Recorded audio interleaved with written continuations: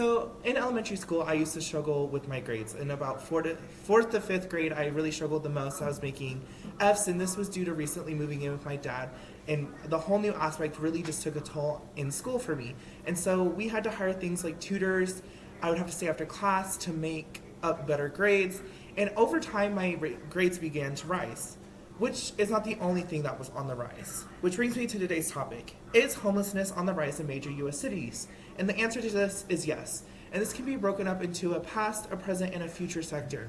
Which brings me to my first point. How bad was homelessness pre-COVID?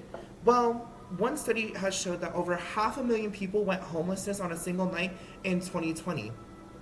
And another study shows that from 2019 to 2020, there was a 2.2% increase of homelessness compared to the 2020-2021, where there was a 2.7 increase, which is only a 0.5% increase, but that's a lot of people, which can be compared to 20,000 people that would go homeless in a single year.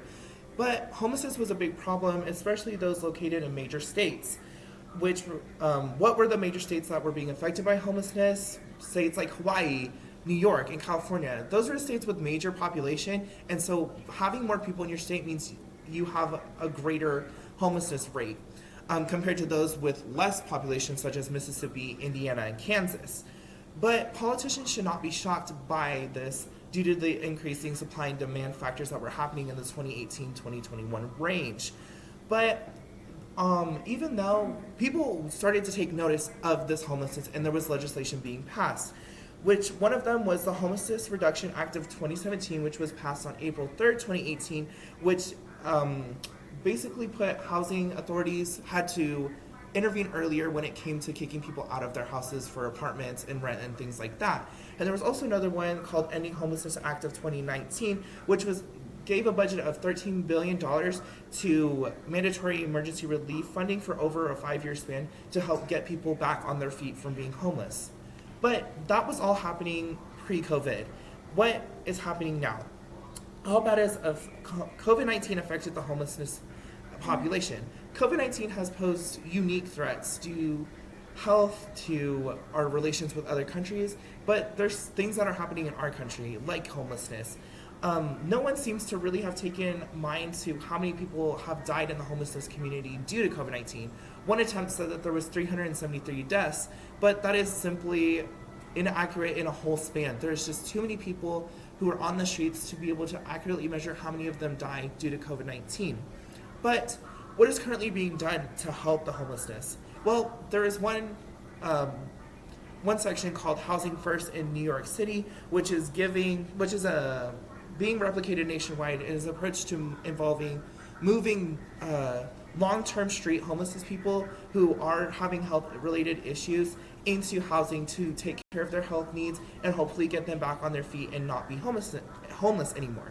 The Biden administration and Congress will have immediate access in this upcoming year to approach things called the FY in 2021 to help increase the federal budget to dramatically change or update the homelessness community in the United States. Beyond this, there's not much else, and light really needs to be shed on this section of the United States. And what do trends currently look like? There has been an increase in the years since COVID-19 started. 15,000 people under the age of 25 experienced sheltered homeless on their own as an unaccompanied youth, and this was on a single night in 2021. In a country where there's a rising number of people are becoming homeless, we have to start to take a stand, really take back and look at things that need to be changed, which is affecting our future. What is going to be done if nothing is changing? What will homelessness look like in the future? There is another study being done called the New Leaf Project, and in their experiment, they gave 115 people $7,500 to be able to do anything with. They told them they could do anything. And out of that, 85 people went in and bought necessities such as like clothes, shoes, water, and also set some money aside to get a job, to start a bank account. And out of that, 92% of them were able to change their whole life around and make progress. Progress has been modest. In 2020, the number of unhoused people was only 10%, but due to COVID and not having reliable accurate things to be able to measure the homelessness. We can't really tell how it looks like now. But what should be done? While the low percentages don't make the fact any less serious, we need to have an overhaul, something to change and make proper structures in place. What are we doing next is what Paul Vanderhill of the HOT coordinator said. This is staring us right in the face and something that is not going away. So ultimately, in the speech I gave a past, a present, and a future. And all of these aspects go into what we need to change. And my life before grades was pretty bad. And I just hope that people would turn their attention off of mainstream media towards issues that actually need to be addressed, like homelessness. Thank you.